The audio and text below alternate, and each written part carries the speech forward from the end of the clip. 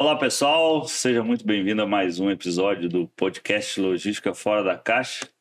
Estamos aqui hoje pela primeira vez com uma dupla, né? A gente costuma sempre entrevistar um convidado e hoje a gente tem pela primeira vez no podcast uma dupla para a gente conversar.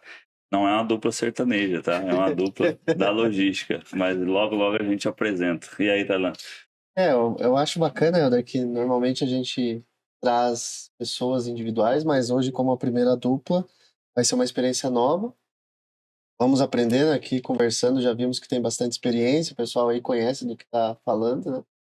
É da logística, é do transporte refrigerado, da carga seca, então acho que vai agregar bastante ao nosso canal. Lembrando que a gente já geralmente 1h30, 2 horas de conversa, hoje vai durar 4, tá? Dupla, vezes 2, né? Vamos lá. Mas antes, Helder, vamos fazer os nossos recados iniciais aí ao nosso público, agradecer as visualizações, ao pessoal que está acompanhando o canal. E o principal objetivo, eu sempre reforço aqui, é trazer conteúdo para você e melhorar o seu dia a dia, aprender, e é esse o objetivo do canal. Mas para isso, esse conteúdo tem que chegar até as pessoas. É importante você se inscrever, é importante você compartilhar, você curtir, comentar, deixar um recado aí para os nossos convidados que eles vão ficar felizes. Normalmente sempre respondem, eu acho que é interessante. E você que conhece as duas pessoas que vão hoje serão entrevistadas aqui, encaminhe a entrevista para outros conhecidos que possam assistir, tá bom? Hoje a gente está no LinkedIn, no YouTube, né? Hoje é publicado toda quarta-feira às 18 horas a nossa entrevista, também no Instagram e alguns cortes aí no TikTok, no WhatsApp, às vezes também sendo compartilhado. Ok? Então, Helder, faça a apresentação hoje dos nossos dois convidados, não é do nosso convidado. Isso aí. Hoje os nossos convidados são Leandro Rodrigues, coordenador de transportes, e o Ademir Rogério, proprietário aí da TAG Transportes. Seja muito bem-vindo aí. Acho que quem intermediou o convite, né, nem fomos nós, né? Estamos nos conhecendo aqui hoje. Eu não sei se você já conhecia ele. Já conhecia, Já conhecia, né? Eu não conhecia, já batemos um baita papo aqui antes e vamos agora gravar esse conteúdo. Sejam muito bem-vindos. Agradeço aí a oportunidade de falar com vocês. O horário de manhã, né? Aceitaram o cachê oferecido aí para estar aqui. Como é que bem tá? Gordo, tudo tranquilo? Né? Não, tudo tranquilo. Leandro, você não quer começar? Bom dia a todos aí. Primeiramente agradecer, né, por estar aqui hoje, vem fazendo um trabalho muito gratificante aí na parte online, né? Bom, cara, tá aqui é realmente muito satisfatório. Eu espero que a conversa seja muito boa, né? Como já vem assistindo aí em outros episódios. E obrigado por tudo, pelo convite. Vamos que vamos seguir essa entrevista. É realmente um prazer e um privilégio estar aqui. Foi o Anor que iniciou a conversa, por intermédio dele. A gente vem se aproximando a cada tempo do projeto de vocês, então tem conhecido cada vez mais e se encantado com ele. Realmente é bastante inovador. Estar aqui estar aqui no podcast é algo que para a gente vai ser um desafio. A gente gosta, eu adoro bater papo, cara. Estava antes aqui, a gente já estava conversando. E eu parecia quase 1 hora de conversa aqui antes. Desde as 7h30 aqui falando. Mas é diferente na hora que tem um negocinho apontado para você ali. Tá? Mas, poxa, vamos... Cara, eu não sei por que a gente gosta de logística, né? Mas aí você começa a conversar e o assunto tem essa afinidade, né? Dos termos técnicos, dos problemas que a gente acaba convivendo. Então isso às vezes flui. É o mesmo que tu encontrar um cara que serviu o exército contigo. Você se lembra de coisas lá de 20 anos atrás e a conversa flui e vai embora, porque tá todo mundo falando a mesma linguagem, né? A gente tem aqui o objetivo de contar histórias, de eternizar aí na internet conversas que em algum momento inspirem pessoas. E aqui a gente está falando de profissionais que se tornaram aí, né, empreendedores. Mas como que tudo isso começou, né? Para a gente saber como que vocês chegaram aqui, quem é o Ademir, depois quem é o Leandro. Eu comecei, costumo dizer que eu não procurei emprego, na verdade eu nunca concretizei um emprego por uma busca minha. Eu iniciei minha vida profissional com um amigo que me indicou para uma loja onde era uma operação de final de ano, eles estavam precisando de gente, me chamaram, eu estava iniciando a vida profissional, fui.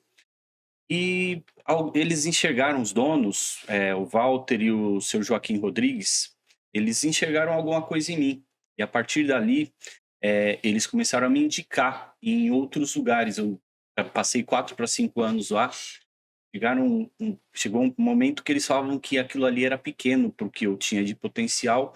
E aquele negócio, poxa, quando alguém te enxerga, te olha com esse tipo de visão, você tem que valorizar e tem que ouvir. Poxa, eles me viram de alguma forma, coisa que eu não via, tá? Porque nessas alturas do campeonato você não tem condição de comparar, de analisar. Não se analisa. Nem experiência para isso você tem.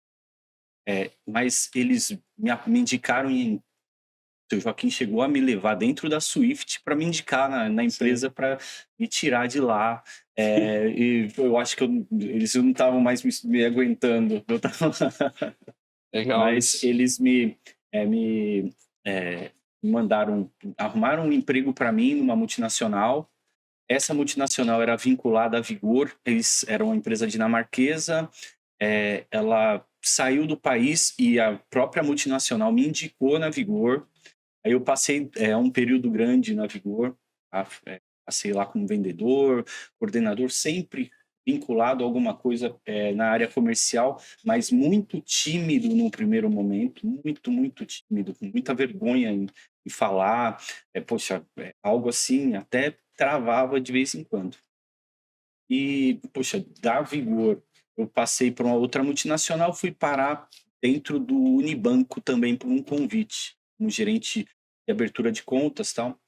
E dali em diante eu tive uma trajetória dentro de bancos, na área de finanças. Eu sou economista, com alguma pós-MBA nessa área de finanças também. Depois fiz em supply e tal, tá pelo nosso segmento. Mas até aí a gente pegou subi a hierarquia do banco até a gerência geral de agência.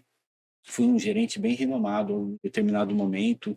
Cheguei até, num próximo momento, quando eu peguei para um outro nicho, cheguei até a maior carteira do banco, no segmento do EMP, que eles chamavam, do tamanho de empresas que eles falavam.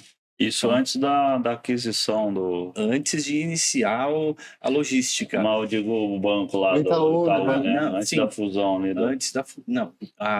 Durante a fusão, eu era gerente geral. Então tu cresceu com a fusão. A fusão fez com que o segmento, que o meu cargo não existisse mais. Porque no Unibanco, a visão de gerente geral, você realmente gerenciava tudo. Você contratava, você mandava fazer reforma, você fazia o que tivesse, que o seu orçamento pagasse. Se você tivesse batendo meta, você mandava, contrata mais 2, deixou de bater meta, você demite mais 2. Não é diferente da logística. O mundo só vai replicando, não tem jeito. Mas aí chegou o Itaú não tinha figura de gerente geral, porque eles têm eles eram mais departamentalizados, né? E me fez migrar o segmento que eu estava para assumir carteira novamente, voltar a gerenciar carteiras. Só que aí carteiras de grande porte, né? E nesse momento que eu tô dizendo, que eu passei a buscar. Na verdade, assim, eu tenho 49 anos, meu filho nasceu, eu tinha 37. Quando eu peguei, foi assim, legal no banco, eu estava legal no banco, estava realmente bem, com projeções e tal. Mas quando eu olhei, foi assim, vou dar uma olhada quantas pessoas de 50 anos tem. Porque quando eu tiver 50 anos, meu filho vai ter 13. pensamento meio maluco, mas a minha cabeça sempre fica projetando coisa. Aí fui procurar e não achei. Tá? Para o cara mais velho. E quando meu filho tiver 13 é quando ele mais vai estar precisando do meu suporte. E aí eles vão... E eu não tenho, pelo menos naquele momento não tinha. Naquele segmento, claro que em algumas áreas e tal, mas você não sabe, você vê que a quantidade de pessoas dessa idade, ela é limitada realmente na instituição. Eu não sei como está hoje, tá? Fazendo o cenário do que eu via na época. Aí eu comecei a procurar para empreender. Não era, vou procurar para empreender em logística, vou procurar para empreender. E apareceu uma oportunidade com meu irmão. Ele é da logística há muitos anos e tal, e ele teve um cliente e me apresentou um cliente, veio me apresentar o projeto, e eu decidi pegar e fazer com ele, iniciar o projeto de logística por essa empresa. Naquele momento, ele, nada mais. Então, a empresa já nasceu com um bom faturamento. A gente foi atender um grande parceiro, que é parceiro nosso até hoje, tá? A região de Cabreúva, Orplastic, tá? Que a gente vai falar porque é uma empresa realmente de muito tamanho, muita qualidade, muito ética. Então, foi patrocinadora do meu Santos. Exato. Eles patrocinaram São Paulo uma determinada época também. Mas o pessoal de lá é santista doente, eles vão de vez em quando na vila. Poxa, até eu me lembro que eles fizeram uma confraternização jogando na Vila Belmiro, tá? Por ser patrocinador na época. Que massa. Tá? Mas daí a gente teve uma oportunidade. Trabalhei 2 anos com a empresa e dentro do banco, até o momento que a empresa já não me permitia mais, eu não conseguia mais fazer as duas. Eu peguei, não vou estragar minha trajetória profissional com isso. Então, a empresa foi evoluindo, foi avançando. Tive uma... Isso é de transporte, certo? De transporte. Mas e como que surgiu isso? Como que foi essa oportunidade no transporte em si? O irmão Porque tu tá num banco... Sim, bem diferente. Exatamente. Poxa, no banco, você tinha acesso a muitos negócios. Sim. Então, assim, muita informação de negócios, tá?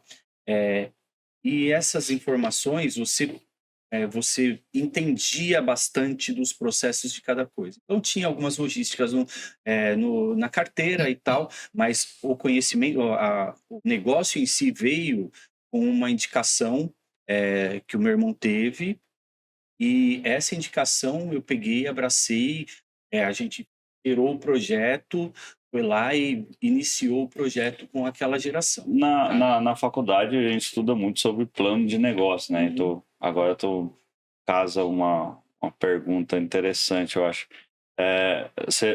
Acho que dificilmente alguém abre um negócio fazendo um plano de negócio, né? Mas você ouvia muito que para você conseguir um empréstimo, um financiamento, você tinha que montar um plano de negócio e ir até o banco. Essa ideia, esse volume de informações, ele veio disso, de planos de negócio, que para você fazer um empréstimo, teoricamente, tu tinha que fazer uma análise do que aquele cara queria replicar aquela grana ou aplicar aquela grana. Foi mais ou menos disso? De ler a oportunidade de um negócio de outro? Sim. A verdade é assim, quando a questão do plano de negócio em si, ela dentro do banco, ela é válida, mas o pessoal olha o histórico inteiro. Sim. E tal, e as defesas que você tem que fazer. Na minha função, o que eu tinha que fazer? Primeiro eu tinha que ler se aquilo ali realmente era promissor, é uma visão minha. Eu tinha que transmitir aquilo ali para quem assinava, que é o pessoal de crédito, que é as maiores hierarquias, para que eles também comprassem o projeto. Então, você tinha que entrar no passo a passo de cada processo. Então, poxa, essa empresa opera assim, ela faz isso. O estranho da história é que eu tinha a impressão, como praticamente o pessoal que faz isso aí tem a impressão que sabe operar. Na hora que você chega com a sua empresa, é outra história, não tem... muda de uma forma, porque a estrutura que tem numa empresa dessa, você chega e tem praticamente tudo mastigado.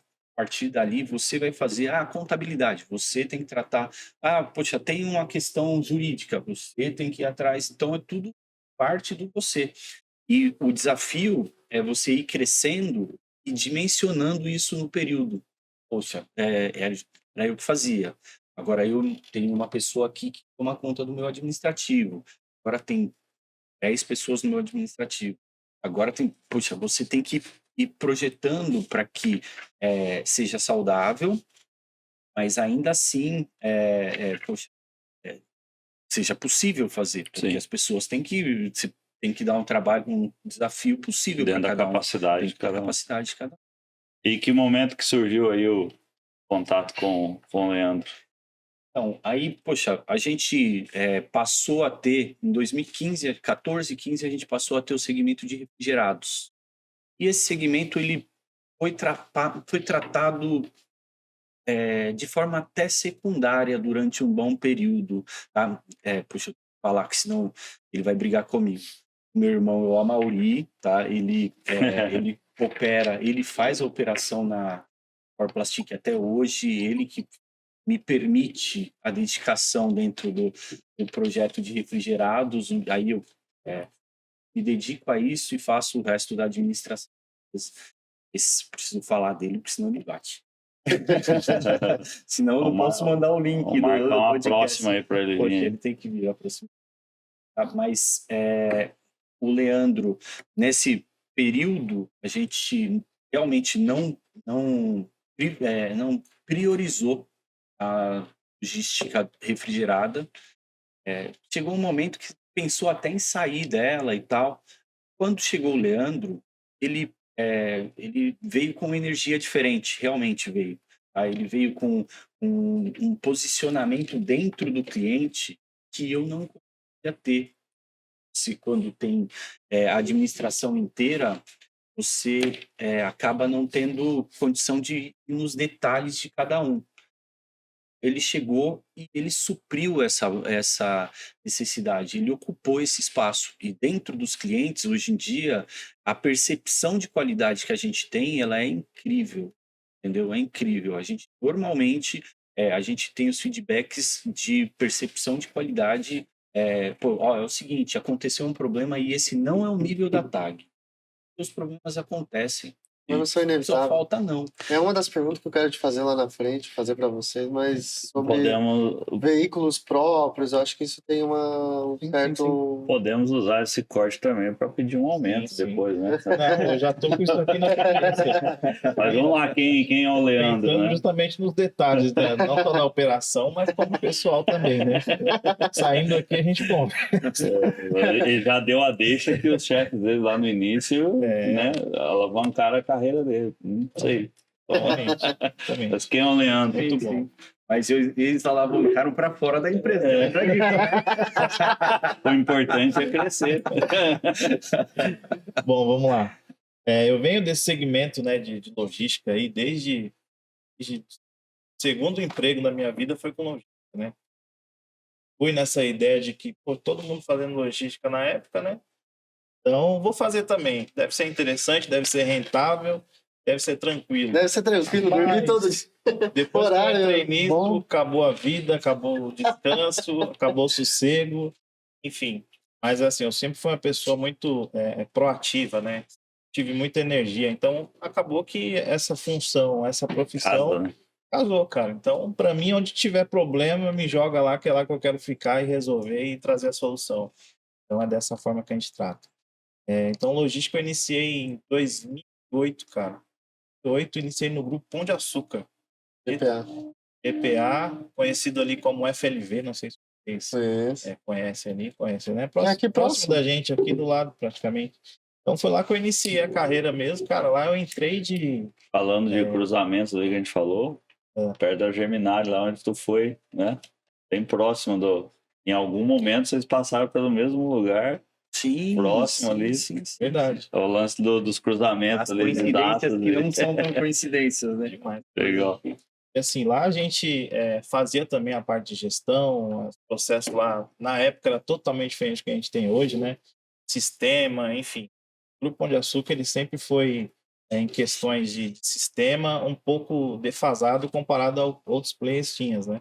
Mas assim, como era tudo muito próprio, tanto o CD quanto os mercados, né, que faziam o abastecimento.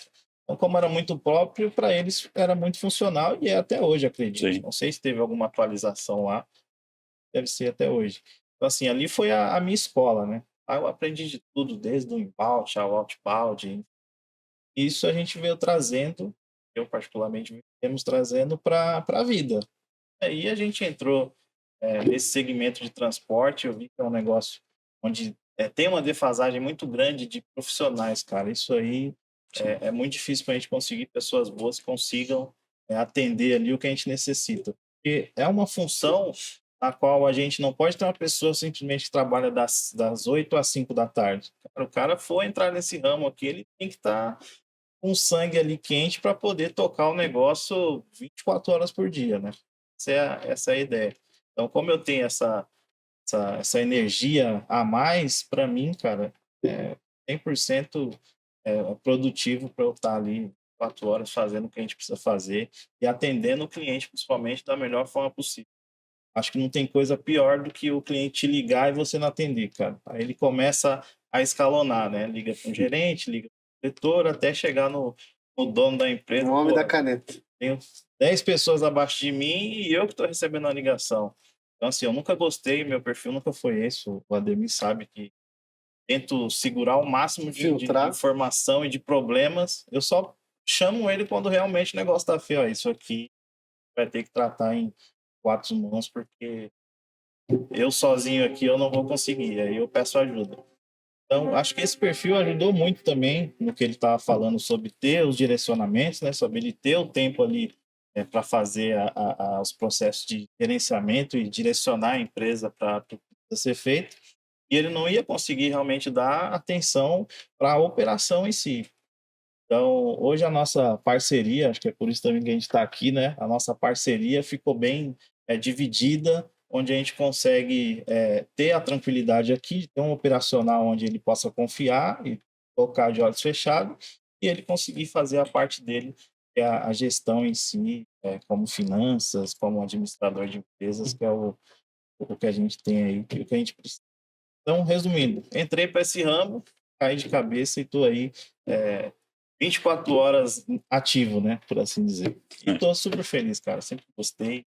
E vamos com tudo. Tu falou uma palavra, né, que é a questão de achar alguém comprometido. Eu acho que o cara que entra no mercado para trabalhar, seja em qualquer emprego, na logística, eu acho que é o único que ele tem uma garantia de que ele vai crescer. E só depende dele. Né? Exatamente. E esse comprometimento inicial que a gente... É exatamente isso. Você coloca um cara... Ontem a gente estava conversando com a Daniela, a gente falou desse tema, né? Você coloca uma pessoa do seu lado, você quer que ela supra a necessidade para que você comece a pensar outras coisas maiores. Se você está pensando em coisas para atender o que ela não está fazendo... Você se limita, né? Se limita e não é ela a pessoa que tem que estar do teu lado. Você tem que ter condição de pisar um degrau acima. Eu costumo dizer que se está todo mundo no fundo do poço, um precisa sair para dar a mão para os outros. Todos não vão conseguir sair ao mesmo tempo, né? E esse lance do comprometimento, eu vejo que se a pessoa entra e fica presa ao horário, porque o horário é a primeira coisa que você vai considerar em relação a regras trabalhistas, ao tempo dedicado à família, etc. Mas o cara entra com 18 anos, 19 anos. Pô, você tem aí pelo menos uns 10 para tu correr e falar que um dia você pode viver de uma maneira mais tranquila. Então, se só se dedica, vamos dizer que você ser entrão nos processos que você está, né? Porque você percebe um funcionário ali que ele entra num setor e ele opina, ele vem aqui, ele opina. Cara, esse cara, em 2, 3 anos, ele já está numa posição diferente, porque ele vai ser percebido, né? Que é o que você foi ao longo da tua carreira. Você foi percebido por pessoas e foi ganhando oportunidades. E isso vai acabando. Tem muito menos, a gente convive com isso. Você tem um mar, às vezes, você entra numa empresa que ela é muito setorizada, tem todo um lance de hierarquia, ok, é mais limitado, mas você entra em empresas abertas, com essa verticalização que tu diz, você tem acesso fácil a tudo, e você percebe que as pessoas não buscam, o cara não se deslancha, parece que fica preso. Não sei se você já fez isso, parece até besteira. Eu já segurei uma galinha por um tempo no chão, presa, e aí você solta ela continua. Ela fica ali. Não é? Você deixa ela estática, daí você soltou, ela fica com a sensação de que está presa e não voa, não deslancha. E isso é muito comum em profissional, principalmente agora a gente atuando com ter que ter pessoas bacanas para te ajudar, para poder desenvolver. Você não consegue encontrar gente que pense igual a você, ou que tenha um norte traçado e saiba onde quer chegar, né? Mas, e falando de frota, né? Hoje, quem são os teus clientes? Quantos veículos você tem em cada operação e o segmento aí? Segue com o segmento de carga seca, que foi o que a gente começou. E, poxa, a gente, talvez por essa visão, esse mundo corporativo de grandes empresas que eu vivi e até o tipo de serviço que a gente se presta a fazer, porque a gente tenta fazer alguma coisinha a mais do que está sendo colocado ali. A gente está sempre em grandes empresas. Hoje eu tenho como parceiro o Grupo JBS pela Flora, eu tenho a Marfrig, que é, poxa, incrível a parceria que a gente tem lá. Tem a Minerva, também é uma parceria nova, mas, poxa, cada dia mais pujante, mais crescente. Tem a BRF, que nosso nome está colocadinho ali dentro, com a percepção positiva, que é o mais importante. E você ter percepção positiva, a gente ganhou esses dias atrás, até uma honra para a gente, ganhou um prêmio de qualidade da Marfrig na última... Acho que a gente estava no mesmo evento lá, né? Isso, nossa, delícia, cara. Poxa, isso é algo que mostra que o caminho está correto, entendeu? É algo que deixa a gente feliz e não querendo deixa de mais. Ser uma vitrine, né? E quer mais, sinceramente. A gente, poxa, a nossa visão é a seguinte: a distribuição, ela nesse momento, por muitas vezes, ela é largada pela transportadora. Tem uma torre de controle do embarcador e eles que conversem com o motorista. A gente tem a nossa torre própria. Na verdade, isso é um desafio, né? Porque o embarcador, ele tem esse conceito de torre, mas ele está voltado aos problemas e soluções para as questões dele. Mas foi aí que a gente enxergou essa necessidade de espelhar, né? Na verdade, o que a gente fez foi um espelho. Tudo que o embarcador tem lá, a gente tem também do nosso lado para ter essa comunicação mais fácil. A solução dos seus problemas resolve os problemas dele, né? E o principal de tudo, motorista na rua. Qual motorista na rua que gosta de ficar esperando? O cara fica doido, ele quer abandonar a carga, não atende o cliente com a qualidade que a gente precisa. Então, quando a gente enxergou essa necessidade de ter esse time também do nosso lado para poder oferecer isso para o nosso cliente, que é o motorista, ele não é só um funcionário, ele é o nosso cliente também. Sim. A gente tem que servir ele da melhor forma possível para que ele não tenha um estresse, para que ele não tenha os problemas que geralmente acontecem na rua. Vai acontecer? Vai. Mas se a gente puder sanar isso o máximo possível, é o que a gente vem propondo. Então, assim, quando a gente espelhou tudo que o cliente tem lá para a gente, para nossa empresa também, para a nossa parte da operação, cara, isso trouxe um fator positivo muito grande, né? Então, hoje a gente ouve dos motoristas, pô, a Targa é a empresa que eu já trabalhei, aqui a gente é valorizado, aí chama também outras pessoas, né? Meu celular Aí aí, começa a vir motorista Indicação. bom, né? todo dia, cara, currículo e pessoas que também atuam dentro de mesmos players, né? De outras transportadoras também, querendo sair e vir para cá. Aí eu pergunto, cara, mas a minha faixa etária de salário aqui é a mesma ou abaixo da sua, cara? Qual que é a diferença? A diferença é o suporte que a gente dá na O rua. tratamento. Tratamento. Cara, todo mundo quer ser bem tratado. Essa é a verdade. Essa é a verdade. Esses dias atrás, um motorista me chamou. Ele estava iniciando, estava umas 3 semanas. Poxa, fui lá, fui conversar e falei assim, cara, em primeiro lugar, eu chego e eu cumprimento todo mundo que tá ali. Eu acho que é base. Não é, poxa, que legal, ele é isso. Não somos todos iguais. Tá todo mundo trabalhando. A gente fala de parceria e é isso mesmo. A posição, eu vou nos clientes e falo assim, gente, manda no meu e-mail, no meu WhatsApp, me coloquem no jogo, não tem problema. Eu não vou chegar pro Leandro simplesmente sem entender e rasgar ele porque tá com problema. Vamos ver o que a gente pode fazer para resolver. Então, essa posição e essa busca por gerar qualidade, ela reflete na ponta, ela reflete realmente na ponta.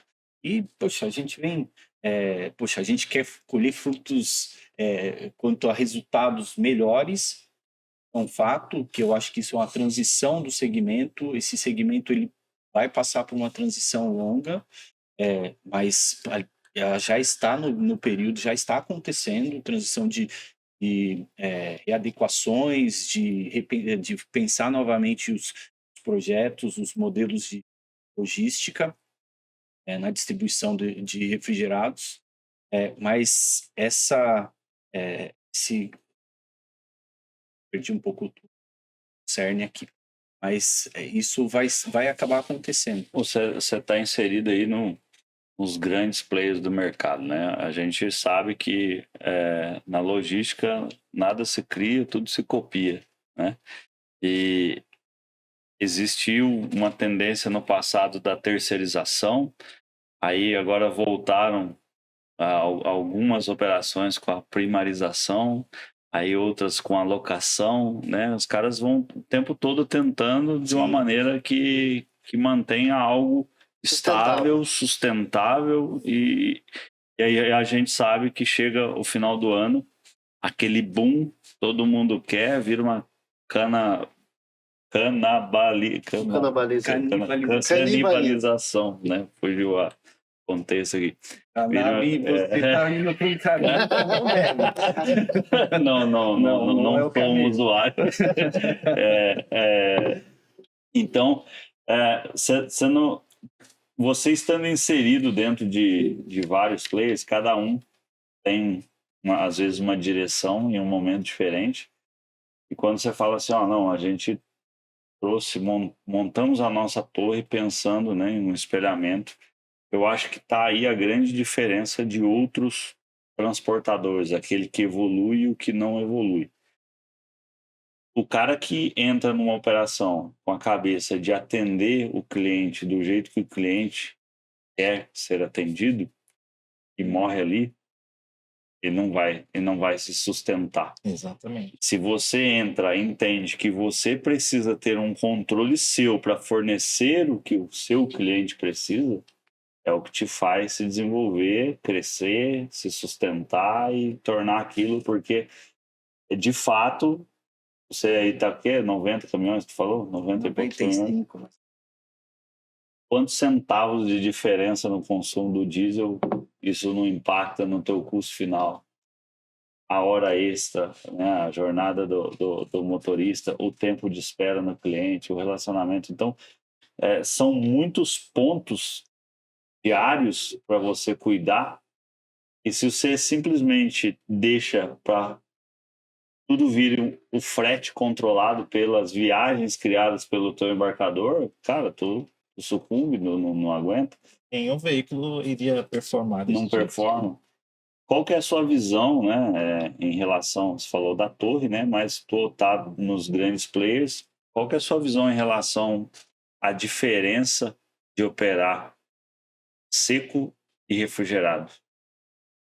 refrigerado é muito mais sensível. Na verdade, assim, eu estava falando de transição do projeto, do processo de logística. Na carga seca isso já aconteceu, cuidado, mudou e ponto. Nesse momento, no refrigerado, a gente tem um gap de veículos e não tem renovação de frotas, porque a não ser nas primárias, nas longas distâncias, a rentabilidade do projeto é muito baixa. Isso gera uma limitação. Chega no final do ano, aí o pessoal pega e toca meu telefone: Ademir, eu pago o dobro. Mas eu pago o dobro. Mas eu pago o dobro. Poxa, e eu não faço. Faço, sinceramente. Eu estou para ganhar dinheiro uma vez no ano. Eu entendo que a transição vai ter que acontecer com o pessoal pensando no ano todo. Ou vamos dimensionar: olha, gente, no final do ano a gente cresce 50%. A gente consegue pegar e estabelecer uma sobrinha aqui. O pessoal não quer sobras. Beleza, eu acho que quanto ao pessoal de custo, orçamentos, é isso mesmo. Eles têm que olhar dessa forma. Mas o mercado, ele se impõe de outra forma. Se impõe, porque na hora que chega o final do ano, que você tem que pagar um negócio que era para ser 1, passa a ser 3, você gastou o dinheiro que era para gastar no ano inteiro no negócio e não tem a qualidade. Existe um problema gigante aí, né? Não só, você pega, por exemplo, você deve sofrer também os finais de mês, que dobra, o cara puxa tudo a operação ali para o último dia, de faturamento, fechamento, né? Na logística, tu olha pro cara no dia 28, 29 ali, esquece. Família, esquece tudo que ele tá focado no fechamento. Esse fechamento ele também implica nessa oscilação de volume de veículos que tu precisa. Aí tu foge ali novamente. É que o pessoal... Aí chega lá no final do ano, principalmente você que está em vários concorrentes, que o cara está, de certa forma, precisando do caminhão. Ele está olhando a demanda daquele mês, mas ele não olha o custo que é a aquisição de um carro que precisa se manter mensalmente. Beleza, eu te atendo esse mês.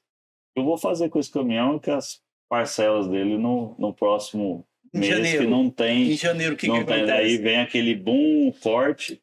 Então, entendo eu que a gente atuando com embarcadores, até tem um dos embarcadores aí que a gente atua, que ele trabalha essa meritocracia, né?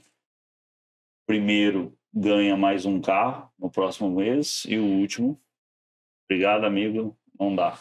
E vai essa renovação em cima da qualidade. Legal. Então chega o final do ano, ele sabe que aquele cara que ele vai dobrar para poder atender a demanda dele, a reposição para que esse cara se mantenha tá lá nos últimos que vão perdendo. Então, se você faz um bom trabalho, tem uma torre, tem equipamentos, tecnologia, pessoas, e está dando essa sustentação e encontra parceiros para apostar nisso, é o que faz a diferença e vai fazer com que você consiga atender a demanda dele lá no final do ano. Mas ela tem que ter uma garantia. Acho que são poucos hoje que trabalham com frete fixo, né? Tabela, você não rodou, eu te pago. Meio que tá acabando isso, né? Você também é igual você falou do banco, né? Já foi bom, não tem mais a estabilidade, né? Mas na minha vez, né? Mas acaba que a demanda ela é alta, né? Mas voltando ali, né? Nessa diferença, tu falou da sensibilidade, mas o frete, por exemplo, do seco é melhor do que o frete do refrigerado. Mas é por isso que eu estava te dizendo. Você pega os veículos de carga seca, você pode ter, na maior parte deles, você pode ter uma quebra do carro. Quebrou. Se eu entrego tubo, se quebrou o caminhão e ficou 2 dias em conserto, não estraga. Não tem problema. Refrigerado, muito sensível. E você é responsável pela carga. Se negligenciou alguma coisa, você vai pagar a carga. Então, realmente, é menos atrativo entrar nesse segmento de refrigerados, quando você vai fazer esses cálculos de risco e retorno, né? Do que no carga seca. Mas o refrigerado, na minha visão, é o lugar onde vai ter que acontecer mais investimentos. O investimento a carga seca, ela consegue se manter assim, tem uma sobrinha ali de mercado. O refrigerado, você pega, e além de tudo, o envelhecimento da frota. Eu estou falando que de 2014, quando acabou o Finame, para cá, só os grandes players compram carros. E, poxa, principalmente no meu segmento, você olha, os grandes players não compram carros de distribuição, pelo menos não para trabalhar nesse nível de distribuição. Eles vão trabalhar para o pessoal que tiver que mantiver a margem Fecham deles. operações Fechou, mais operação inteiras, né? robusta, mais Sim. robusta. Talvez, como eles têm logística, a logística como um todo, eles conseguem usar esses carros rentabilizando. Então, neste momento, vai acontecer, no que eu consegui enxergar, vai ter que acontecer mais investimento no refrigerado. O final de ano, falei isso no ano passado e para alguns já foi. Final de ano tende a ser bastante traumático em alguns casos. Para quem não se programou, Sim. vai ser muito traumático. Vai ficar correndo atrás, correndo atrás, correndo atrás, e vai ter gente que vai ficar com mercadoria no chão. E vai faltar caminhão. Vai faltar. Sempre fica, né? Porque os carros quebram mais. Você pega carro Excesso com 10 de anos uso. de uso, o carro quebra mais do que um carro novo. E cada vez a frota é mais velha. Então, ou é repensado isso para resolver o problema, ou vão ficar tratando como paliativo pelo tempo que chegar o momento que vai falar assim, ó, não dá mais. Porque Nesse momento a vai acontecer. demanda de fim de ano não vai mudar, né? Não, A tendência é vai sempre ter. que aumente, né? Todo mundo vai ter. A venda de produto, a não ser que o cara mude o Natal, mude o ano. E ninguém vai parar de comer carne assim, Exatamente. Não, né? para. De uma hora para outra. Se tornar todos veganos. Isso não é bom. Pegando um gancho do que vocês falaram, que trabalham em grandes embarcadores conhecidos aqui no nosso país, onde a TAG está posicionada? Quais os tipos de frota que vocês atuam? Qual o diferencial da TAG hoje, até para fazer um merchan comercial para quem estiver nos assistindo, né? Caminhão pequeno, caminhões maiores, caminhão carga seca. Como que é hoje o dia a dia de Perfil de vocês frota. e qual o diferencial da transportadora de vocês? A gente está posicionado para carga seca, para qualquer tipo de caminhão. Tá? A gente tem na nossa carga seca atendimento nível nacional, mas para cargas lotação. Era carga lotação. Isso. Fracionado não. Fracionado não. A gente tem alguma coisa de fracionado para dentro do nosso raio aqui. Eu tenho uma outra operação aqui do outro lado da Anhanguera, onde a gente também tem uma hubzinho lá que faz a distribuição de alguns clientes que, poxa, falei dos grandes clientes, eu vou esquecer de cliente. Então, assim, perdão, tá lá lembrando, tem a Rosarial, poxa, tem alguns outros clientes aqui, a cabeça não vai vir. Correria, a gente lembra dos que a gente fala todo dia. Mas, então, assim, a gente tem, para carga seca, o atendimento de carreta, bitruque, truque, poxa, até toco. Eu acho que é o caminho que a gente tem. E aí vem para distribuição aqui os carros menores. Né? Para refrigerados, a gente entrou num outro modelo. A gente trabalha com projetos. Então, por exemplo, eu tenho... Qual que é a sua necessidade? E a gente vem espalhando isso amplamente, porque o pensamento é esse realmente. Eu gero um projeto para a empresa, para o embarcador, onde ele pega e faz o dimensionamento daquele projeto com veículos que vai atender ele, renovando frota e tudo. E nesse projeto ele está atendido o ano todo. O que ele tinha de spot, o que ele tinha de normal, poxa, acaba virando um pouco, diminuindo um pouco a intensidade dos carros mais antigos, mas ele passa a ter uma sobrinha ali de novo. Se não tiver esse projeto, em algum momento ele vai ficar na mão. Então, por ser projeto, a gente não limita o tipo de carro. Então, eu tenho bitruque, truque, tenho 3/4, super 3/4, tenho 3/4 convencional. tem VUC, tem van, eu tô com um projeto aí, carreta, um projeto de mais uma implantação que vai acontecer aí nos próximos dias, vai passar no seu quintal aqui. Aí, poxa, que também é o meu, inclusive. Mas é por esse caminho. Eu entendo que, quanto à abrangência, cara, qual é a sua necessidade? Entendi. Sua necessidade é essa? Vamos calcular. Aí vem a questão do plano de negócio que a gente estava falando. Pô, vamos lá desenhar o plano de negócios, vamos jogar tudo numa planilha. Olha, seu modelo fica esse. Aí trabalha aqui, trabalha ali, ó, eu consigo fazer isso. A empresa é realmente bastante flexível quanto a conversas. A gente área comercial o resto, a vida inteira, né? Então, acaba chegando sempre num break-even, aí, ponto de aproximação. Aí. E é justamente uma movimentação na qual, nos anos anteriores aí, não tinha, cara. Todas as reuniões que a gente fazia com clientes, qual que era o principal fator? Pô, tô com um time aqui, tô com os transportadores, mas os veículos só quebram. Ou o veículo não bate temperatura, ou o veículo tem 10, 12, 15 anos de uso. Tinha casos lá de veículo de 90 e não sei quanto lá. Enfim, então assim, a movimentação que a gente fez é justamente essa. Qual que é a sua necessidade? O que você precisa? Precisa de carros que atende ali a sua temperatura, veículos que não quebram. Para isso tem que ser veículo novo, não tem jeito.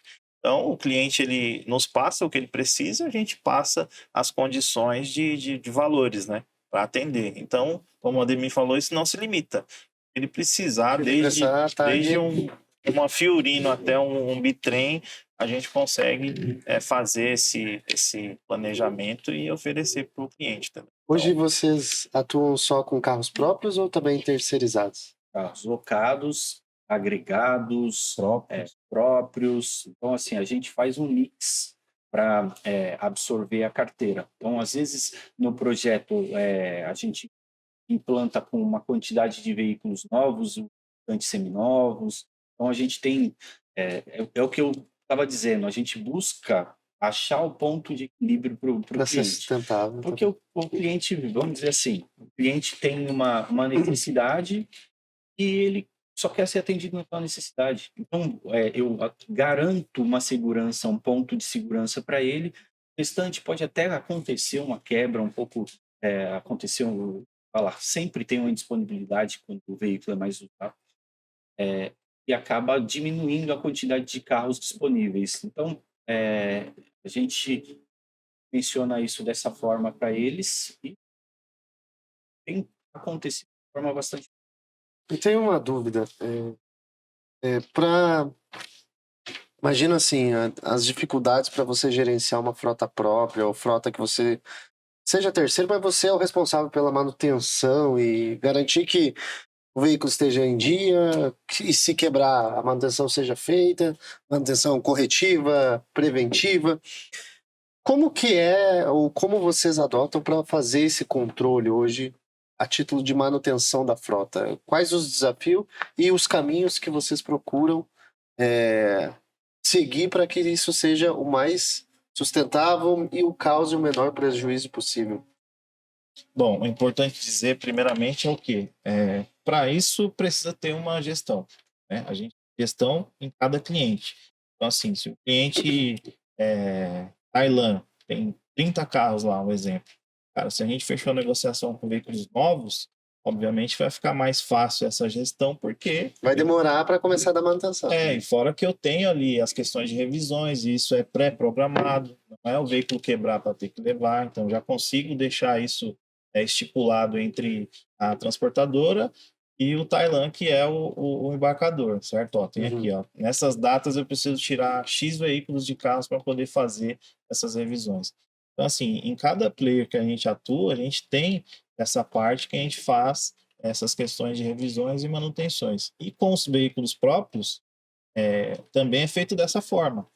Cada manutenção que é feita, ela tem lá o seu prazo, suas X horas, ou seu X dias, ou seu X km, para poder ser efetuado. Então, quando está se aproximando daquilo, isso é controle via Excel ou via sistema, a gente consegue identificar, esse carro aqui já precisa passar lá para fazer uma revisão, mesmo que não tenha acontecido nada, mesmo que o veículo esteja ali em perfeita funcionamento, né? Mesmo assim, passa lá para a gente poder garantir que o veículo ainda está em boas condições. Porque não é inadmissível o veículo quebrar, principalmente parte de refrigeração, porque, poxa, a gente carrega um produto refrigerado. Se você quebrar o veículo lá no Nordeste, por exemplo, um sol de 40 graus, O produto vai pro... quanto tempo você vai ter de ação para poder fazer com que aquela carga ela volte a refrigerar? Então, o risco é muito grande. O risco é grande, a gente tem que ter uma atuação grande em cima também para que Falando gente- de. Falando. Pode falar. Só para complementar, a gente também tem um mix para a questão de manutenção. A gente tem os parceiros, tem uma instituição, institucional aí, que eu não vou fazer a propaganda, não sabe. Não é tão próximo assim, se fosse próximo eu faria. Tem uma empresa que fornece oficinas credenciadas por eles, quando a gente precisa, e tem também uma oficina nossa para identificação do problema. É muito mais para pegar e identificar... um filtro, né? Um filtro. Poxa, vai lá, põe o aparelho, analisa o que está acontecendo e tal, um socorro, o outro, mas o pensamento é um filtro mesmo para não distorcer as questões, porque oficina, você vai num lugar, o cara vai trocar uma peça, você chega no outro, o cara troca outra. Não, mas não era essa peça? Não, é essa. Aí você, qual dos dois está correto? Então a gente tenta mitigar um pouquinho isso para... Esse é um ponto interessante, porque assim, antes da gente ter essa parte de mecânica também dentro da empresa, né? Isso é utilizado muito em empresas de ônibus, né? Eles fazem muito isso aí, eles têm a mecânica própria. Antes disso, acho que toda transportadora sofre com isso. Você leva no mecânico, o cara vai te dar lá um orçamento absurdo, ó, tu precisa trocar tudo isso aqui. Cara, a gente como a gente não é mecânico, a gente vai olhar e vai fazer o quê? Pô, precisa trocar. O que eu vou fazer é tentar pechinchar por um valor mais abaixo, né? Com isso, com essa mudança, por que esse filtro na nossa mecânica? A gente primeiro leva para eles lá, eles olham, cara, Faz o check-up. ó, é isso aqui que precisa trocar. Acabou. O cara tá do nosso lado, o cara é do nosso time. Ele não precisa inventar peças a ser trocadas ou algo do tipo, né? Então, primeiro é feito esse filtro com ele, depois sim a gente direciona para alguma mecânica parceira, mas depois de ter feito essa análise. Cara, isso aí diminuiu muito as questões de valores que eram absurdo, cara. Trazer isso para dentro, de fato, faz uma diferença gigantesca. Mas era exatamente essa a minha pergunta ali antes. Vocês hoje têm uma matriz operacional que concentra essas coisas? Porque você trabalhar para grandes players igual vocês trabalham, em várias operações, imagino que vários estados diferentes, unidades diferentes, não consegue replicar o mesmo modelo. A operação, ela acontece, mas a estrutura, ela não é a mesma em cada unidade. É um perfil para cada player. Como que vocês atuam, né, nessa condição? Você disse, hoje tem a mecânica, tem isso, mas ela não passa por todos os teus carros, né? Tem o que está mais distante, a Araraquara. 400 quilômetros, era Araraquara. O resto, a dispersão é pequena. Aí você consegue A concentrar. dispersão é pequena. Então, assim, tem o Jundiaí, tem o Cabreúva, tem a Dólar, Várzea. Então, assim, tem Barueri. Então, assim, a dispersão, ela é pequena. O ponto, a principal, a matriz da empresa, ela fica aqui na Anhanguera. Tá? Aqui é onde a gente tem a visão de gestão, de inteligência do processo, de leitura, de estruturação dos projetos. Todo o gerenciamento, né? Parte daqui. A qualidade, ela tem um custo, né? E quando você se vende com alguém que faz um trabalho diferente, aí a gente tem transportador e transportadores. Né? E aí o que diferencia um bom contrato, um bom negócio é exatamente a qualidade. Só que essa qualidade, ela tem um custo.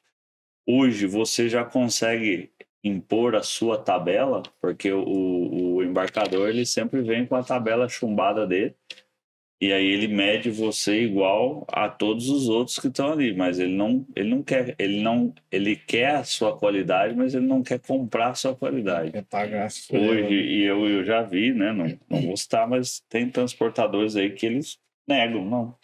Para trabalhar comigo, esse é o preço. E é o que você comentou, né? Os grandes, o cara vai lá, fecha um puta do negócio, coloca, ele não vem pro menor, não pega uma operaçãozinha com menos de 50 carros, não. Né? Já tem esse poder. Você já tem alguma negociação que você consegue impor a sua tabela? Impor a tabela eu acho um exagero. Consegue dar uma negociada. Porque se um dia eu tiver esse poder, aí a caneta vai estar na mão errada. Mas quando eu digo impor, é muito mais nesse sentido de ela absorver o teu custo, né? É algo lucrativo. Esse é o meu limite. Sim. O limite a gente tem que sempre chegar. Sempre tem que olhar qual que é o limite do bom negócio com o que você está só aumentando a quantidade de trabalho. E, poxa, a gente está aí fazendo o trabalho, mas esse trabalho a gente já tem. Sim. Então, se o negócio não for bom para o nosso lado, não pode ser bom para ninguém. Tem que ser. E também, se não for bom para o lado de lá, pode ser bom para ninguém. Então, eu não posso chegar e colocar um preço exorbitante, mas o que eu tenho tentado, a gente tem tentado, quando vem acompanhando e já fez de reunião comigo junto nessas empresas, é aculturar o pessoal a ideia de que, poxa, vamos fazer um projeto, vamos pensar no ano inteiro, você vai ter, em algum momento, você vai ter que fazer esse investimento. Um truque hoje é 800 pau. Aí você pega uma tabela do pessoal, não dá 0,03% que o pessoal quer colocar de tabela de uma diária. E aí, poxa, a conta não fecha. Aí o cara quer, não, traz o carro novo e tal. Então, assim, tem que ter uma limitação. Mas eu também tenho que pensar que, na minha visão, a gente vai passar por um período onde o preço vai se restabelecer num patamar um pouco melhor para o transportador, pela falta mesmo, pela Sim. escassez. Então, a gente, na minha visão, vai passar por esse período, mas eu tenho que saber que a gente vai passar por esse. Eu já não tenho como impor esse valor que realmente é rentável nesse momento, porque o pessoal ainda está entendendo a transição do processo. Na hora que, no final do ano passado, quando o meu telefone começou a tocar, o pessoal falando assim, ó, poxa, manda carro, tô pagando o dobro. Manda carro, tô pagando o dobro. Ali começou um aculturamento. Esse ano, poxa, o pessoal vai enlouquecer correndo atrás de carro. Vai porque tem muita operação nova, né? Queira ou não queira, tem muito cliente, muito embarcador que deu uma emergida. Cara, parece que todo mundo acordou e falou, pô, o e-commerce ele deu essa chacoalhada na galera de pensar, pô, a entrega faz a diferença. Esse ano eu acho que vai faltar muito carro, né? Quanto tempo tem a empresa? 12 anos. Durante esses 12 anos, imagino que tu foi aprendendo com o couro sendo tirado, né? Ainda aprendo com ele sendo tirado. Ele ainda não restabeleceu. Tu teve muito processo trabalhista por jornada, hora extra? Assim, a gente costuma eu não deixo de pagar as horas extras. Sim. Então, o que o cara trabalhou, ele tem direito a receber. Operamos por banco de horas, porque o sindicato permite, é assim que tem que ser. Até porque é o justo. A quantidade de horas que você contratou no mês é a quantidade de horas que você tem que pagar. Você ofereceu menos horas que o funcionário, aquela quantidade. Você precisou de menos horas, o salário dele está mantido. A partir do momento que passou dessa quantidade, a gente tem por obrigação pagar. Então, a gente tem sim, mas você vê que os casos que a gente tem, normalmente a gente tem bastante sucesso na nossa defesa. A gente tenta trabalhar correto. Sim. E aí, por que eu pergunto isso? Porque como você trabalha com vários embarcadores aí que a gente conhece, às vezes cada um tem uma política em relação a isso, por mais que a lei determine algo fixo, a política de cada embarcador, ela é diferente. Como que você lida isso no dia a dia? Porque existe uma lei para ser seguida, mas existe um contrato estabelecido, mas existe ali uma entrelinha que ela faz com que num lugar tu tenha que agir de uma forma, em outro de outra forma. Por que eu digo isso? Isso vem em contrapartida com a roteirização que é feita, quantidade de entregas, a meta de ocupação do cara, a tua meta de jornada, né? Como que é administrar isso? Ô, Helder, deixa eu responder essa aqui, cara. Porque, essa é para tu. Aí que vem a parte do espelhamento do que a gente tem. O que a gente tem, o que a gente tem do nosso lado. Porque, assim, principalmente questão de horas. O motorista sai ali com 30 entregas, um exemplo. Né? Vamos falar o que acontece no dia a dia praticamente. 5 Carrefour. Vamos supor. 2 servem na água também. Entenda, você já conhece até às vezes. Já. O chama que não chama, né? Então, aí com esse espelhamento que a gente tem do nosso lado também, é aí que vai a influência do horário do cara. Porque se ele chegou lá no cliente, 10 minutinhos, a nossa torre já está contatando a torre do cliente. Já está nessa conversa. E assim, tem lá, cada cliente tem os seus parâmetros ali. Tem que aguardar 40 minutos, ou tem que aguardar até 1 hora e tal.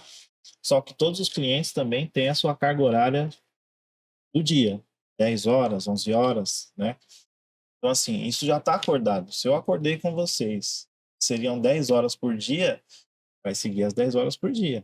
Então, geralmente, quando ultrapassa esse horário, ou eles pagam a pernoite, o motorista retorna, descansa, no outro dia ele vai lá e segue a entrega de novo.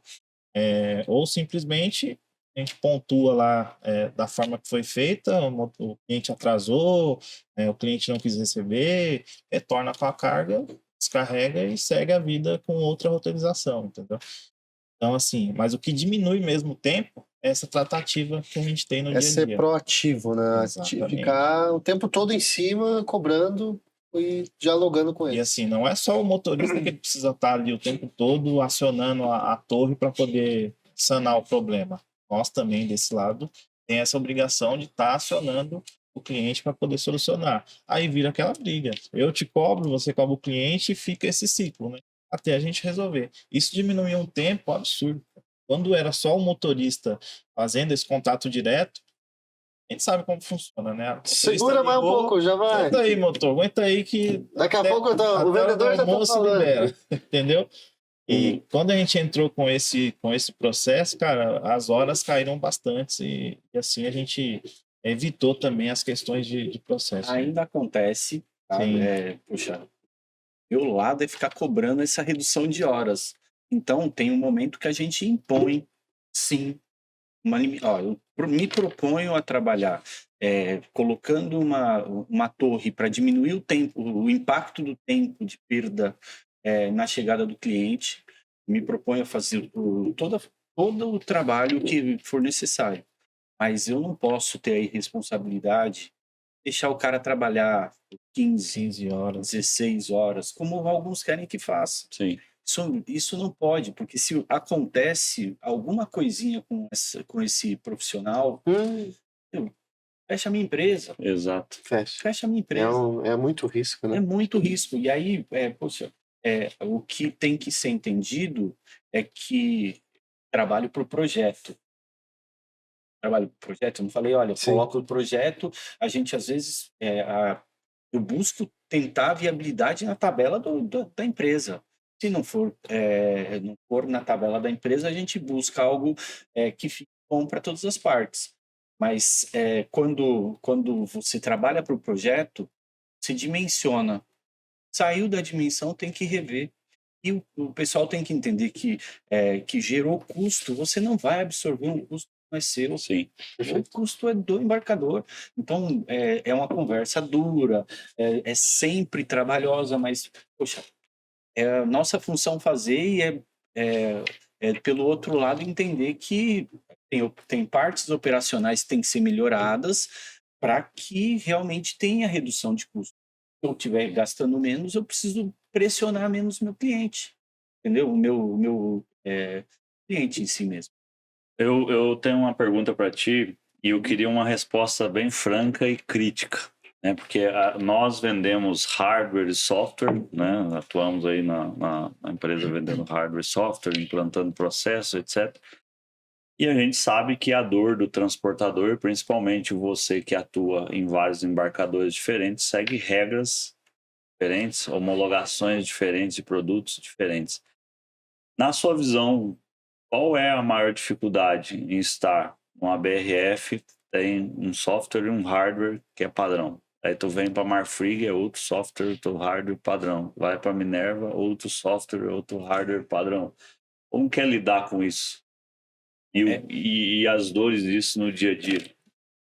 É realmente complicado, tá?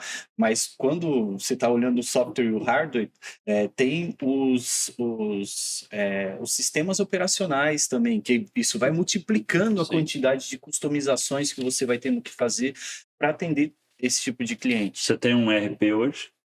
Um TMS? Tem um TMS. Algum TMS e integra com algumas dessas ferramentas? Estou negociando para a integração de outras ferramentas, tá? Mas eu tenho um TMS de uma empresa importante, estavam até na mesma reunião que a gente, é NSTech, tem um TMS dele.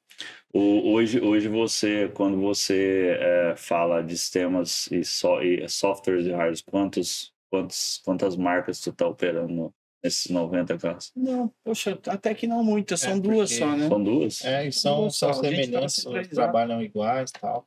Aí facilita. Ferramenta, aí fica. Então fica tá pouco ainda, cabe mais alguns. Não, poxa, eu quero centralizar cada vez mais. Imagina, se pudesse um.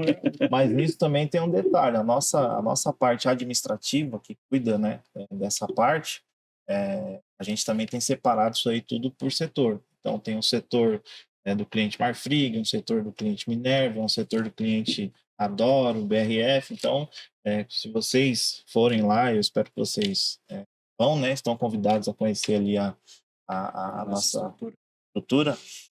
Vocês vão ver que tem setor para cada cliente. Então, assim, cada setor já conhece todo o processo. Todas as regras. Às vezes a gente faz um pouco de mudança, você aprende o cliente A e você agora vai aprender o cliente B. Mas quando houver alguma ausência, a gente conseguir fazer essa transição aí, não tem nenhum desfalque. E hoje essa torre que tu montou internamente, você argumenta o seu cliente com dados e fatos ali, né? Porque o cara precisa às vezes de números para poder justificar um pagamento. Utiliza a tecnologia ao teu favor? Eu vou fazer isso mais. A gente implantou, a gente pega os pontos realmente críticos e manda para eles. Mas eu quero cada vez mais alimentar com KPIs, com dados, com informações para aproveitar, porque a gente realmente tem esse acesso e a gente pode pegar e, às vezes, na correria, tem uma visão que o embarcador não tem e a gente pode auxiliar ali de alguma forma. Sim. Também. Nós estamos falando durante essa conversa algumas vezes a palavra motorista, né? Eu acho que é um elo muito importante no ramo de vocês, no nosso ramo. E nós sabemos que o dia a dia deles lá na rua não é fácil. Tempo parado na frente do cliente, sendo maltratado muitas vezes por conferentes, a temperatura, às vezes calor, frio, chuva, trânsito, enfim. Qual que é a opinião de vocês aí sobre a mão de obra para o futuro? Nós vamos ter motorista à disposição para a demanda que existe hoje versus o quanto a rentabilidade deles, a vontade deles trabalhar. Né? A qualificação. Eu digo isso por conta de que hoje em dia é muito a tecnologia, todo mundo quer ficar na frente do celular, no computador, mas a entrega vai precisar existir ainda. Qual que é a opinião de você sobre isso? Vamos ter motorista para o futuro ou cada vez mais vai diminuir essa mão de obra? Tenho opinião, poxa, eu discuti bastante isso aí na época do MBA que eu fiz em Supply, que tem todas essas os mercados 4.0, logística 4.0, e eu realmente vejo com bastante preocupação isso. Acho que em algum momento vai ter uma sobra de mão de obra no mercado e, poxa, primeiro que por culpa principalmente das próprias pessoas, que não se disponibilizam a fazer o que precisa fazer. Poxa, na época que eu comecei a trabalhar, me chamaram para ir para uma loja, eu falei, e perguntei o que era para fazer. Tem um trabalho? Vou lá trabalhar. Puxa, com o tempo você vai pegando mais projetos e tal, vai aprendendo coisas e vai evoluindo. Hoje em dia, o pessoal ele se limita nessa questão. Se você falar você pega os funcionários como um todo, tem uma parte dos funcionários que trabalham um ano no ano e um dia ele te dá problema porque ele tem 6 meses de benefício. E, poxa, o cara sabe que com alguns tipos de benefícios eles conseguem sobreviver próximo do que sobreviveriam com o salário base e tal. Então, eu vejo com bastante preocupação, tá? Eu acho que realmente já falta... olha a falta que tem de motorista de carreta no mercado. E dá uma olhada no salário, não é salário baixo. Não é salário Não ruim. é salário ruim. Atrativo. Mas o pessoal não quer. Muito trabalho. E fora que com isso também a gente tem outros fatores aí, que é o que impacta uma boa porcentagem disso. Não basta ser um motorista com a categoria. Ele precisa ter um toxicológico, ok. Ele precisa passar na gerenciadora de risco. Então, assim, são dois fatores. É uma composição de informações que você não consegue, né? E aí a gente falando dessa escassez, agora a gente está vivendo isso mais próximo. Você tem aqueles que estão disponíveis, eles não estão capacitados. Sim. Eu fui fazer uma entrevista ontem e eu mandei uma mensagem pro candidato, falei assim, eu vou fazer uma entrevista online aqui, um grupo. Meu negócio é olho no olho, não sou dos online. Ele mandou o áudio, não sou dos online. Eu falei, não, então não vai rolar, porque aqui a gente precisa da informação constante ali, né? É uma empresa de tecnologia. Exatamente. Não, mas é para motorista, né? Que é o braço sim. Da operação. E aí você tem esse contraponto. Eu tenho hoje equipes dentro do carro que eu contrato o motorista mais velho, que é o que tem disponível, mas bota um ajudante, um moleque que o cara é da tecnologia para dar o contrapeso. Teve um dia que a gente tirou o ajudante do cara, ele não fez nada, eu vou te falar, se não mandar alguém que sabe, pode me mandar embora, porque eu não sei fazer. Então, entende? Sim, mas ele foi claro. Ele foi claro, exatamente, mas você acaba resolvendo isso no dia a dia, mas é um ponto que está te chamando a atenção, que aquilo é o que menos importa, né? Você não deveria estar preso naquilo que é uma coisa básica. Né? Então, é exatamente esse contraponto das pessoas quererem o salário, querer a evolução, mas não quer oferecer nada. O que custa? Tu tá ensinando, tu tem um treinamento, tu não quer aprender, tu já sabe que se você consegue manipular, isso vai servir para qualquer outro lugar que tu vai, porque a modernização ela está exigindo isso, né? Então, de fato, essa escassez é um problema. Ela é mais preocupante ainda quando você pensa na falta de investimento do setor. Você não vê, por exemplo, então vamos pegar e vamos colocar veículos autônomos. A gente não compra os normais. Sim. Você vai comprar os autônomos, o investimento não se concretiza. Então, não, primeiro, que num curto espaço de tempo, médio espaço de tempo, no Brasil, pelo menos, na Europa, isso pode estar acontecendo, como já está acontecendo. Eu não consigo ver isso aqui. Eu não consigo enxergar.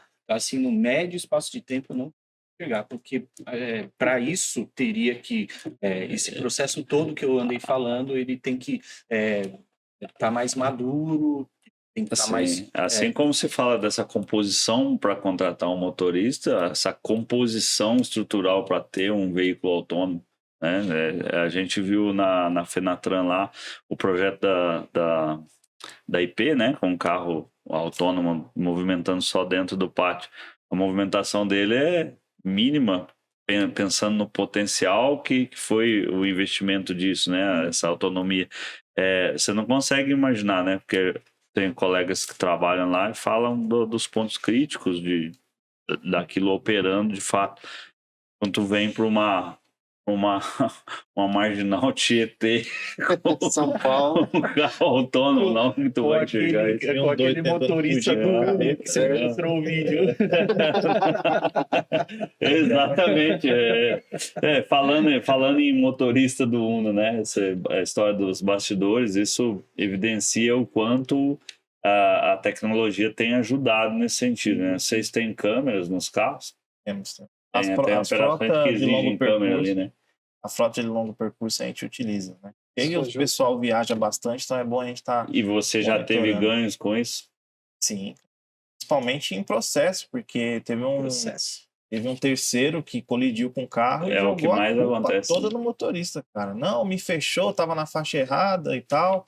E a gente, como tem todos os dados, né, via sistema lá, cara, na hora da audiência, é isso aqui, juiz. Ele olhou, simplesmente absorveu. Entendeu? Então, cara, isso ajuda muito.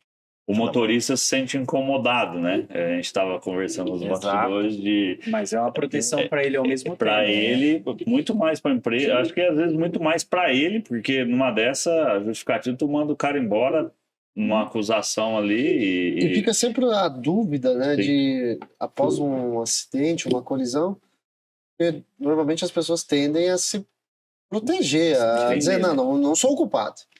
E ali fica aquela dúvida, tá, mas será que tá justo o jeito que eu tô tratando? Não tô com a câmera evidenciando? Tá ali as imagens, não tem contra... Não tem.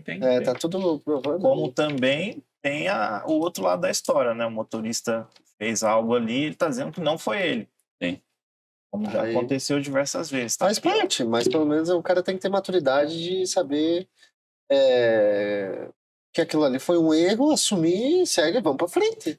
Outro detalhe também que inibe muito a questão de criminalidade, né? Na hora do furto ali, o cara vê uma câmera, opa, nesse aqui eu já não vou. Porque ele vai estar sendo filmado, cara. O cara não é tão doido assim. Quem consegue observar, né? Sim. Mas quem não consegue... Às vezes nem o próprio motorista observa que tem. O motorista lá na sua parte pessoal ali, às vezes nem lembra que tem câmera mais. Todo dia no carro, cara. Mas é igual aqui, a gente está falando... A gente que já está habituado, a gente nem percebe mais que é como se fosse uma conversa mesmo de reunião, né? Você entra numa reunião ali, vai batendo papo, você nem toca mais que está sendo gravado. Mas a gente ouve muito essa questão mas a invasão de privacidade. Tá, mas que privacidade? Tu tá trabalhando, tu tá dirigindo o meu equipamento. Esse mesmo que fala da invasão de privacidade é o que posta o story dele chegando em tal lugar. Exatamente. Estou aqui parado, aguardando, né? Eu tenho um amigo carreteiro e um dia eu comentei com ele, falei, cara, tu não tem medo de ficar sem emprego? Essa merda de cliente aqui, ó, só enrola, só judia, só não sei o quê. Que bárbaro. Daí eu falei, cara, tu tá fazendo isso e botando na rede social, cara. Daí eu vejo lá o nome da transportadora, ó, desse aqui não, né? Não contrato. Como que vocês lidam, né, com essa questão de aparecer o nome da empresa, né? Você tem o nome, tag tá ainda aí nos baús dos caminhões, nas cabines, e eventualmente você tem sempre um problema, um acidente, um mau comportamento, uma situação ruim. Já aconteceu isso com vocês, de ter que lidar com essas situações de estar exposta à tua marca, porque às vezes é um ato, ou foi o terceiro, ou foi o próprio motorista, mas isso não é a marca, não é a missão da tag, né? Igual tu disse, tu não acordou de manhã pensando, hoje eu vou bater um caminhão, não saiu com isso, né? E como que é lidar com isso no dia a dia? Acho que o Leandro... Assim, a gente tem alguns casos, né? Não são muitos. Confesso que não são muitos, são poucos.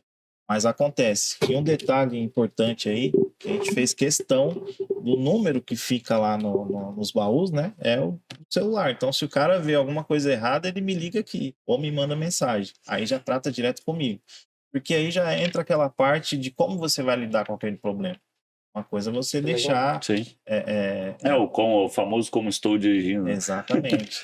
E bem grandão lá, não tem como o cara não ver, né?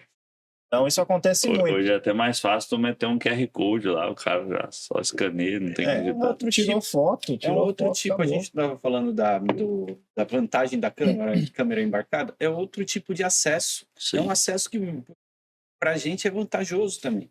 Sim. Mas alguns vão olhar como encheção de saco. Não, a gente precisa de informações do veículo na rua. Então, da onde vem a informação? Esse aí a gente deixa a gente tem a torre lá também, daí fica o painel circulando, né? A gente gira entre indicadores, câmeras, para não ficar um negócio estático. E aí, sempre que aparece, os caras acabaram de sair de uma entrega, já entra, não põe o cinto, a gente só manda mensagem. Fulano, olha o cinto. Esse só ali. Tem um sensor de fadiga também? Tem uma fadiga, tem o ADAS DSM, né? Então uma no rosto do motorista para questão da sonolência, cigarro, celular. Outra na via da frente, pegando os veículos ali, a movimentação, o cara cruzando faixa, etc. Uma dentro da cabine, pegando toda a equipe. Uma traseira, pegando a via. E aí duas de cada lado. Uma pegando o tanque, combustível e a parte traseira, e a outra pegando a frente ali, a cabine. São 8 câmeras. 8 câmeras. Cara, é fantástico, assim, a diferença e até a maneira de contratação, né? Porque geralmente a gente bota as entrevistas dentro ali do painel e eu sou claro, eu falo assim, olha, eu não estou contratando motorista. A gente tem um conceito que a gente está aplicando na operação, é o conceito da Unovex, que a gente quer montar uma escola operacional onde a gente ensine um profissional a trabalhar de ponta a ponta. Por isso que eu te perguntei ali dos dados, né? Por que dos dados? Hoje a gente não está trabalhando mais a roteirização em cima da ocupação, por mais que o embarcador ele pague pensando no peso e na ocupação transportada, a gente focou na qualidade da entrega dentro do tempo que ele está pagando, que a lei exige, né? Então, a nossa roteirização, a gente colocou a roteirização, ensinamos o time dele a roteirizar, como se fosse eu estivesse entrando naquele conceito de você colocou o coelho para vigiar a horta. Não, eu sou o coelho que está te ensinando a fazer a cerca para que eu não saia da horta, entende? Então, o primeiro mês de operação, por exemplo, a roteirização ela saía em cima do histórico que ele tinha. Hoje ela já sai em cima dos tempos médios coletados em cima das ações dos motoristas. Então esse tempo, eu vou dar um exemplo do chama, né? O chama que não chama. Tá lá, estava parametrizado 1h30 de tempo de entrega nesse cliente. Só que são várias lojas. Se eu pegasse 1h30 para todas as lojas, eu estava ou prejudicando uma ou beneficiando a outra. Quando eu vou para o individual, eu tive loja de 2h30 e tive loja de 30 minutos. Então agora eu já tenho isso parametrizado. Todas as vezes que tem um Chama, tem um Carrefour, tem um Oxxo, etc., o sistema traz a roteirização e dá o tempo previsto ali de trânsito, mais o tempo de deslocamento, tempo de espera, com base no tempo daquele carro. Então, se eu tinha um carro de 3.500 quilos de capacidade para atender todos aqueles clientes, obedecendo a jornada, obedecendo o tempo dele, trabalhando em cima daquela média, ao invés de eu levar 3.500, agora eu já saio com 2.800. Então não é o peso, e sim um tempo, porque não adiantava eu ir lá e meter 3.500 quilos e trazer 1.000 quilos de reentrega no dia. Ou seja, uma mercadoria congelada, de alta sensibilidade. E aí? Aí eu sou cobrado pelo meu desempenho, ou sou cobrado pelo produto que perdeu, sou cobrado pela jornada, pela extra, uma série de requisitos, e aí isso começou a vir. Então agora, além de eu fornecer esse tempo de histórico, né, o tempo que a gente retroalimenta a base, a gente tem o tempo médio de tratativa do problema naquele cliente. quanto tempo o comercial leva para me responder o problema daquele cliente. Então, não é só... Eu entendi ali quando tu fala, eu aponto, isso a gente vai tratando, beleza, mas Sim. isso está se tornando repetitivo. E aí? Nós vamos mudar a trajetória desse cliente, porque o cliente final, ele é o menos envolvido no teu processo. Ele é o único cara que não faz parte do seu processo, né? E é o que penaliza, de fato, é o que impede a tua lucratividade, é o que vai, de fato, te gerar um custo. Então, a gente está trazendo os dados, tanto de tempo dele para receber, quanto tempo em média, isso, óbvio, tem influência do peso, o volume que ele compra, a grade, a frequência, mas o tempo que o comercial leva para tratar um problema. Legal. Então, qual é o volume de problemas que eu tenho, o tempo que eu tenho? Eu levo isso para o comercial, vamos fazer uma reunião nesse cara, vamos levar esse histórico que a gente teve, aí o cara já muda.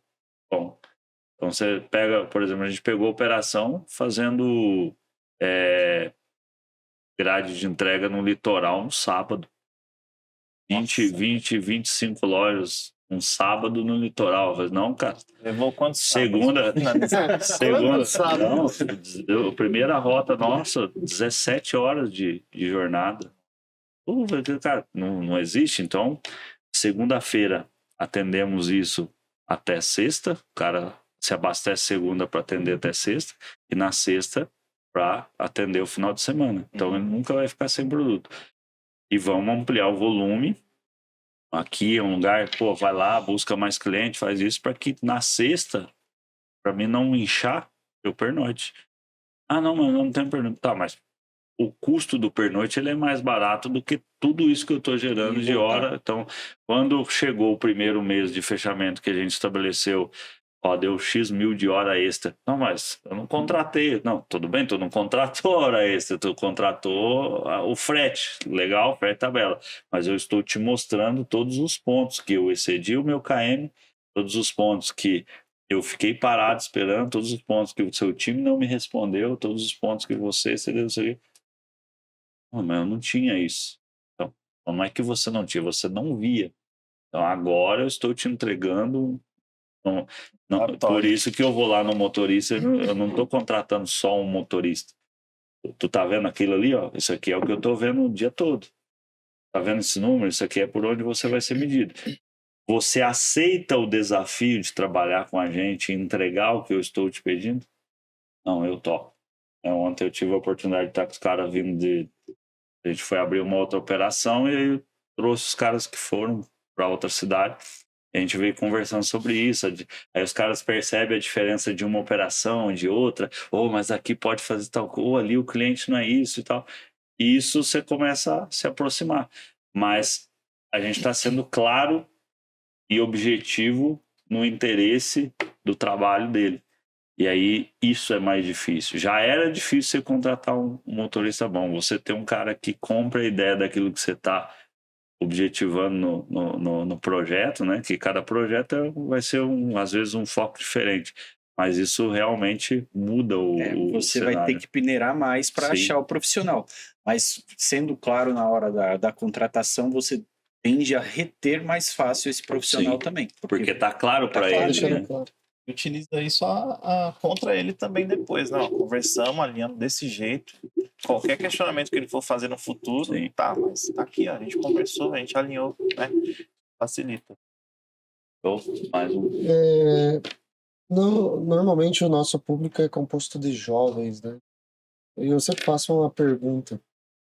Para quem está ingressando no mercado do transporte, ou um motorista, quer montar a sua própria transportadora, comprar mais um caminhão, qual a dica que você dá, Ademir, para quem quer, por exemplo, montar a sua transportadora, crescer, e depois para o Leandro, para quem está crescendo no mundo da logística? Quais o desafio da logística? Qual a dica para aquele profissional que é jovem ainda? Primeiro que para ele ir para o segmento de transportadora, para empreender nesse caminho, o básico é que estudar não tem como negociar. É estudo, assim, o quanto mais possível. o quanto ele puder vivenciar de situações dentro da logística também vai ajudar na parte operacional. Ele talvez no primeiro momento, pelo menos foi assim o meu caso, a gente começou, tinham 2 pessoas. Então, você vai dimensionando conforme vai evoluindo. Esse é um desafio. Mas no primeiro momento, ele tem que estar preparado com a situação contábil, que é raríssimo o contador que sabe mexer com contabilidade de transportes. Eu penei até achar um que realmente era de qualidade. Ele vai ter que tratar com o banco, ele vai ter que fazer o contas a pagar, ele vai ter que fazer o contas a receber, ele vai ter que ter entendimento do que é ser um empreendedor. Então, assim, para isso ele tem que se preparar na base mesmo, ir lá fazer curso, ver onde tem gente dando alguma palestra. Buscar conhecimento, né? Buscar conhecimento, porque ainda assim é difícil. Porque você vai ter que se dispor, os problemas. Imagina só, o cliente ele quer receber o produto, é só o que ele quer. A forma onde você passou, se estava trânsito, se você trabalhou em condições normais ou condições adversas, ele não quer saber, ele quer o produto dele. Ponto. E se ele não recebe o produto dele, é estresse, é reclamação, e a gente tem que estar pronto para cada situação. E eu costumo dizer o seguinte: os problemas estão aí para acontecer. E vai passar um período, vai acontecer o problema. A questão é a forma que a pessoa está preparada para lidar com ele. Entendeu? Se a pessoa tiver com o entendimento das melhores práticas, ele vai resolver o problema com o menor impacto possível. Às vezes não dá para ser sem o impacto, mas você acha o menor impacto possível. Então, por esse caminho, acho que aprendizado é a base de qualquer coisa. E perguntar, e no banco? Mesma coisa. Aprendizado, cara, não tem jeito. Sim. Bom, e você, Léo? Bom, o pessoal que está iniciando o ramo logístico aí, né? Logística em si, que é no modo geral. É engraçado dizer isso, porque assim, quando a gente entra, por exemplo, numa operação ali, o chão de fábrica mesmo, cara, 90% tá na faixa etária ali dos 18 a 2 anos, assim, né? Tá iniciando mesmo. Então, assim, o que eu aconselho? Para quem quer seguir realmente nesse ramo, né? A carreira e tudo mais. Primeiro que a logística, ela tem uma vasta variedade de opções de cargos. A tudo. Se você é bom em números, tem lá o setor financeiro, de análise. Se você é uma pessoa que tem uma boa comunicação, ou seja, comercial, ou seja, direto com pessoas, humanos, ou na questão operacional mesmo, que é ali a desenvoltura em gestão, né? Ter ali seu time, a sua equipe. Enfim, tem uma vasta variedade aí de funções. Mas o que eu aconselho, cara? Principalmente na questão operacional, entenda todos os processos, todos. Independente se é a entrada ou a saída, mas entenda todos os processos. Por quê? Muitas das vezes a pessoa ela quer fazer uma logística, né? Curso rápido ali, 3 aninhos, estou formado e vou ser logístico. É coisa fácil. Na hora que entra no ramo, aprende que não vai mais dormir, vamos dizer assim. Mas não é essa a questão, porque ela tem o conhecimento teórico, mas muitas das vezes ela não passou por alguns processos, então ela não tem aquela vivência ali de como que foi feito. Então, eu, por exemplo, eu iniciei lá embaixo, separador, na época, com 19 anos, 18 anos. Então, assim, eu peguei todo o processo, desde a entrada lá, que você bate as caixas, até a parte de você visualizar ali uma operação em si. Chão de fábrica. Exatamente. Com isso, o seu conhecimento, esse tipo de conhecimento, a faculdade ela não vai te trazer.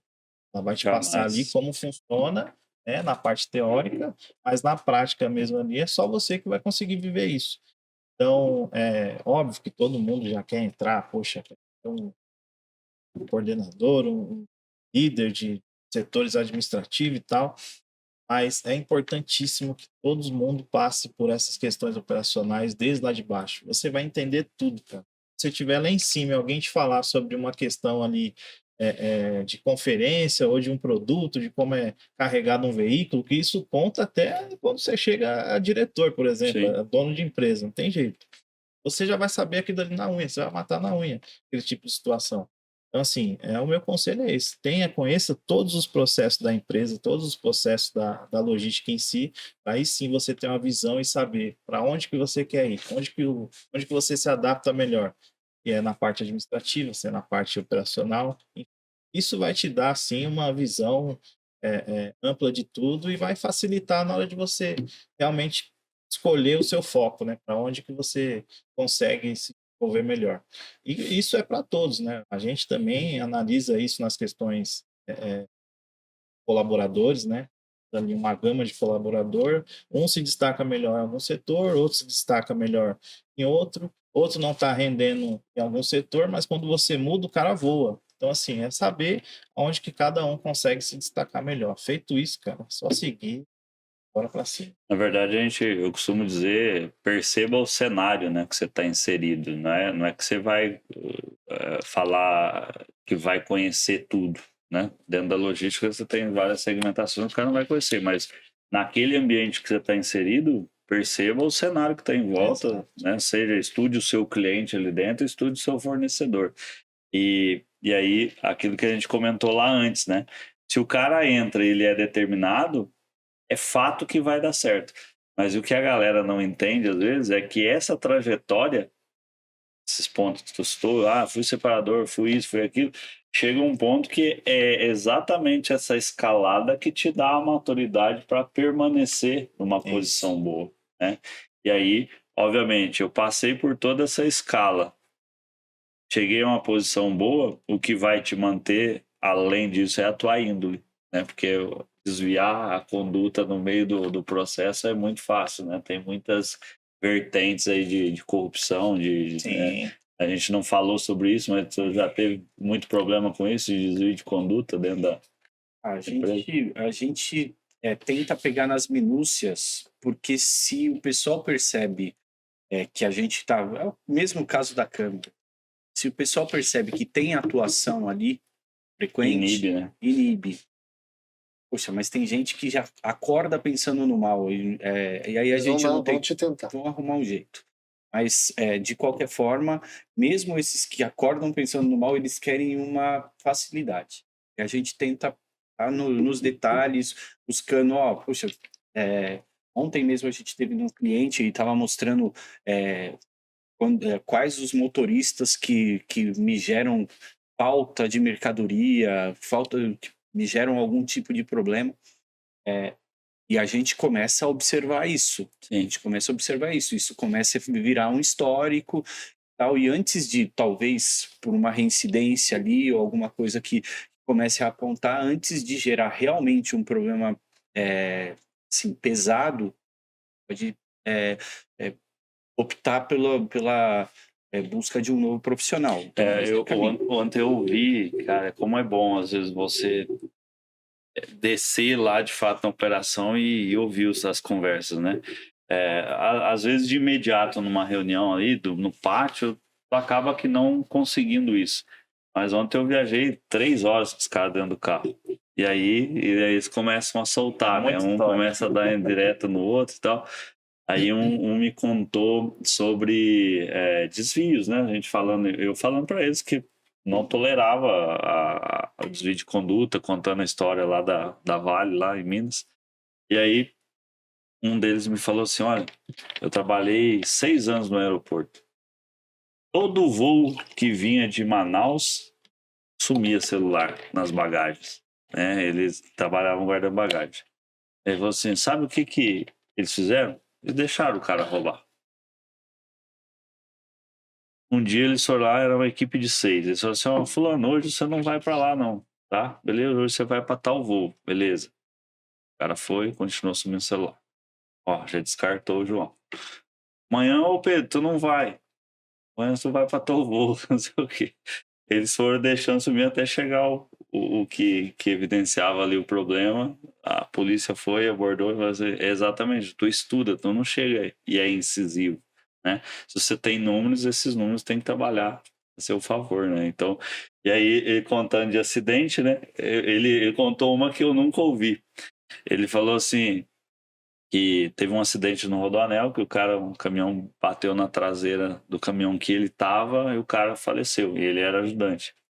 Ele chegou na empresa, foi entrevistado ali, o que aconteceu, eu falei, cara não dirigia bem, né? Nossa, o motorista. É o famoso, você é o famoso jogador ruim, aquele ali socava acidente na estrada. Eu falei, não, repete isso. Eu falei, não, é o jogador ruim, igual você pega um Yuri Alberto da vida, ele socava problema lá na ponta, né? E você, né, esses motoristas é igual o jogador ruim, socava acidente na rua, daí é uma brecada indevida, é um desvio, daí eu falei, de onde que o cara tira essa, né? É motorista ruim, socava acidente. Mas é isso. E, obviamente, você não chega num lugar sozinho, né? Lá no início da tua conversa, você já disse as pessoas que perceberam.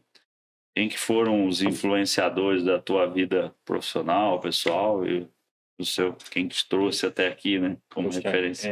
Eu tenho que falar do meu pai, tem como, não tenho mais ele aqui, pelo menos presente. Mas quanto à posição ética, de caráter, não pega um lápis do amiguinho. A gente, graças a Deus, eu tive uma infância maravilhosa, numa situação bastante humilde. Procuro não me distanciar dela, tá? Eu falo isso o tempo inteiro. Eu busco realmente, para mim, eu gosto de me enxergar o mais simples possível. Claro que a gente vai vivendo as coisas, vai deixando a vida um pouco mais complexa, mas assim, no trato com os outros, eu costumo tentar, de forma verdadeira, ser o mais simples possível. E eu puxo isso muito do meu pai, um cara de muito trabalho, poxa, encarou tudo para ter os filhos criados e tal. A partir daí, eu tenho que agradecer o início da minha trajetória lá com o Walter e o seu Joaquim. O seu Joaquim tinha falecido também. Assim, são pessoas. Eu vou cometer uma série de injustiças aqui, porque são anjos que são colocados na sua vida. Pô, a pessoa passou e percebeu alguma coisa em você e quer te proporcionar alguma coisa melhor.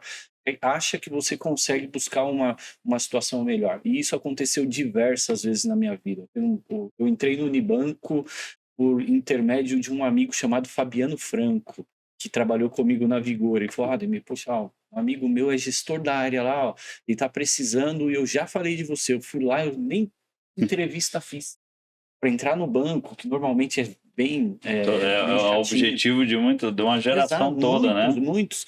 Pessoal, a Fundação Bradesco aí, todo ano faz os concursos deles lá, os testes deles para contratar e, nossa, a busca é enorme.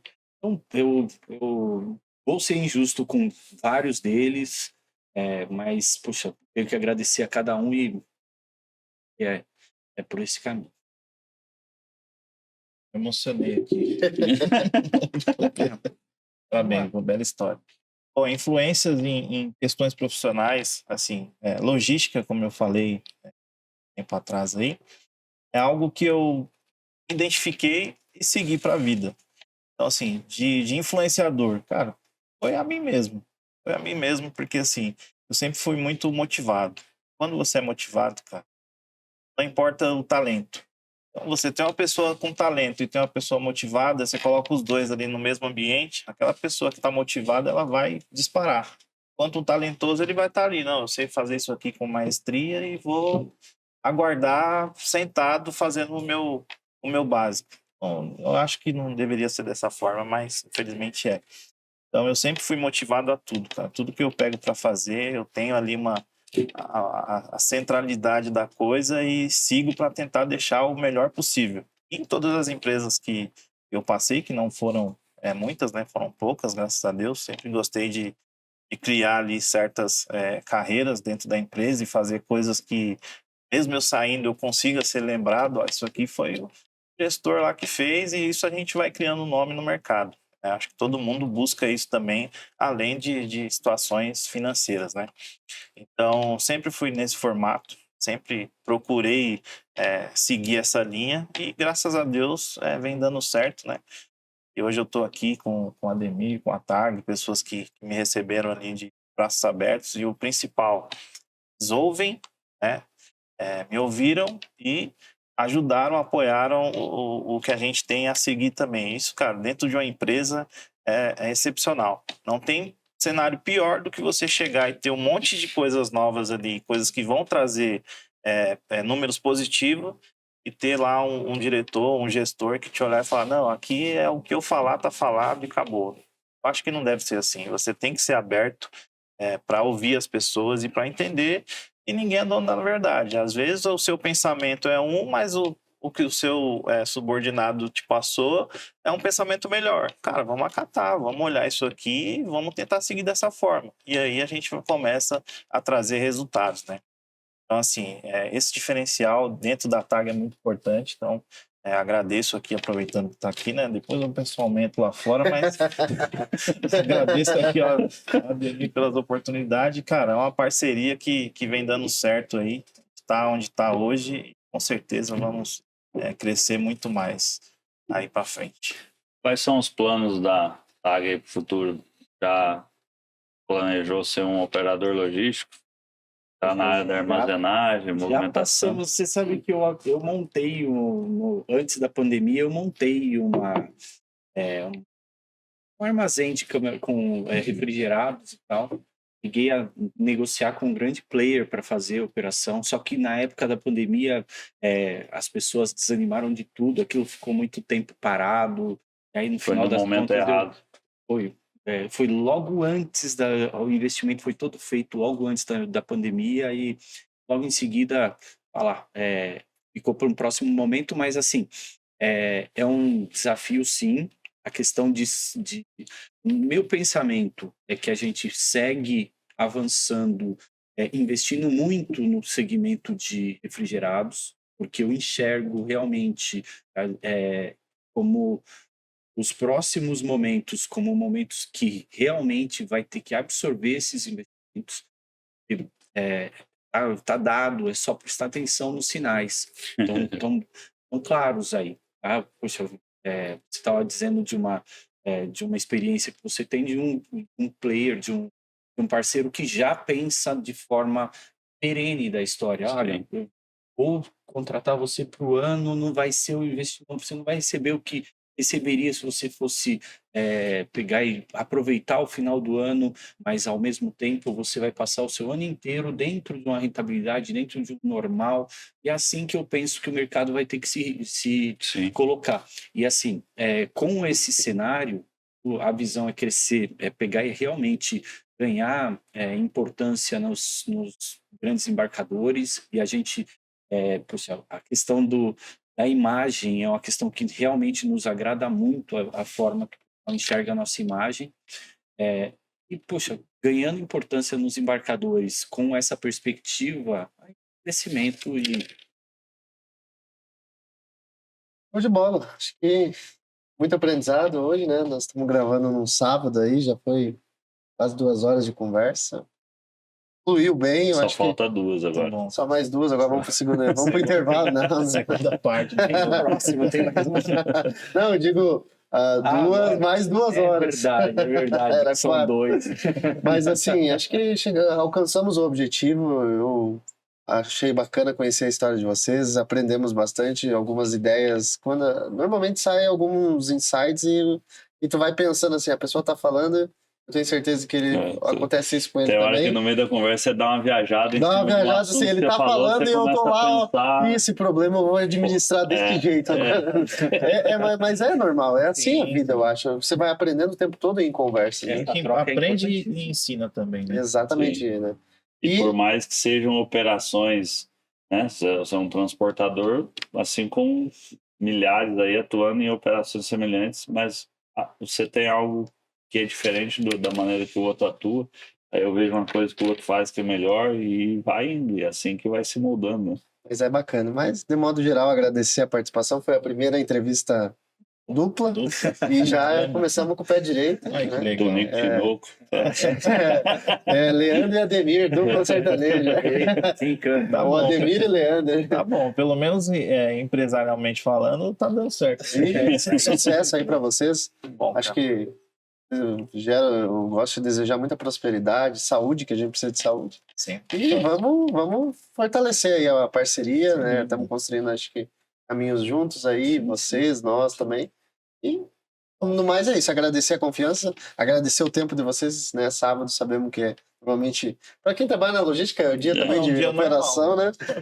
Mas normalmente a família está em casa e vir aqui se despender do tempo de vocês é gratificante. Então, de modo geral, muito obrigado. Agradeço também a oportunidade do papo, compartilhar conhecimento. Espero aí que a nossa trajetória se cruze aí no futuro, né? Desejar também sucesso nos negócios, ampliar aí a frota, partir para a operação, né?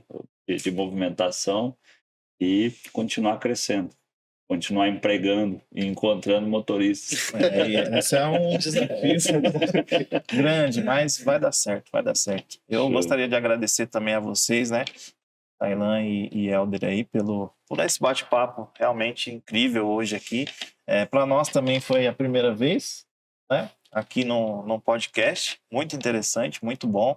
Aconselho aí a outros transportadores, outras empresas aí, outros gestores, diretores, enfim, a vir participar disso, porque ajuda bastante. E também abre aí portas, mentalmente falando, para outras pessoas que estão assistindo, né? É muito bom. Então, obrigado.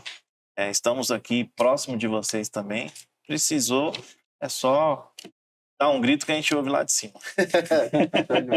Fechou, gente. Muito obrigado aí. Até a próxima. Vou só ao Ademir, finalizar né, meu agradecimento, porque senão, poxa, realmente uma situação nova. A gente nunca tinha vindo num podcast, mas realmente é menos dramático do que Fica aquela parecia. ansiedade, né? Tranquilo. Tranquilo, vocês são recepcionam de uma forma bastante acolhedora, nos deixa tranquilos para expor as ideias. Então, poxa, eu só tenho que agradecer.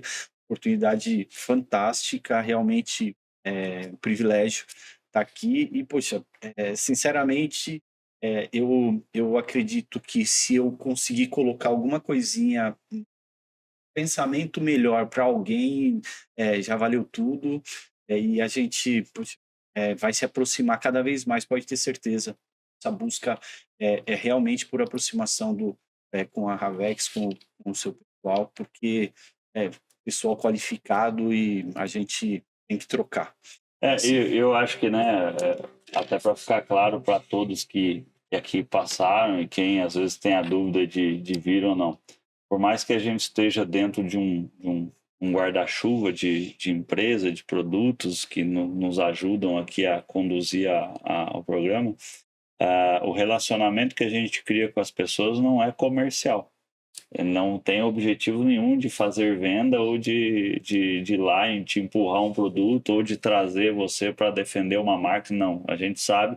A minha pergunta ali foi estratégica em relação a entender a dor mesmo, porque eu sei que, assim como tem a empresa X, tem a Y, tem a Z, tá todo mundo batendo em portas. E em algum momento você é parceiro, em outro momento eu sou fornecedor, outro eu tenho que integrar. E compartilhar histórias. Isso não vai acabar. Nenhuma empresa vai dominar o mundo aqui e só vai ser, né, um monopólio. Então, mas esse network que a gente cria, essa troca de informações, troca de conhecimento, como que tu opera tal coisa, como que tu faz tal coisa, isso tudo ajuda. Então, não se prendam à empresa ou à marca. O estúdio aqui, ele é um ambiente apenas de concentração de conversa, mas o relacionamento ele precisa criar aí vínculo aí em algum. Eu costumo dizer que todos os contatos que eu conheci ao longo da vida, eu salvo o nome, a empresa e a função ali, né, a área de atuação. Em algum momento da minha vida eu ligo para um cara, você falou de contador, eu liguei para um cara, um amigo meu, de 2006, a gente trabalhou junto numa empresa, e eu sei que eles formam contabilidade, Eu tirei todas as minhas dúvidas relacionadas a isso, eu tirei no sábado à tarde, que eu procurei no Instagram, achei o contato. Aí me mandou, acho que uns 7, 8 áudios aí de 5, 6 minutos cada um. Legal. Destrinchou para mim. Foi eu fiz um MBA na minha viagem daqui para Santa Catarina, só ouvindo e tentando entender. E assim, é um nome, é um contato e é uma área de network de um emprego qualquer que eu tive lá em 2006. Entende? Então, hoje, a oportunidade que a gente tem, ela só se propaga, só se aumenta, né? Tem muito mais oportunidade de você conhecer. Então, eu não conhecia a TAG, o Thailand conhecia, eu acho que eu já vi uma carreta de vocês na estrada, mas a partir do momento que tu vem, bate um papo, acende uma luz, aquilo já começa, é igual quando tu fala assim, não tem nenhum carro igual o meu, você comprou, tá cheio na rua. Antes de começa você comprar, você vai oportunidades. É isso aí. Mas muito obrigado aí pelo papo. E você que ficou até o fim, até o próximo episódio. Valeu. Obrigado, pessoal. Valeu.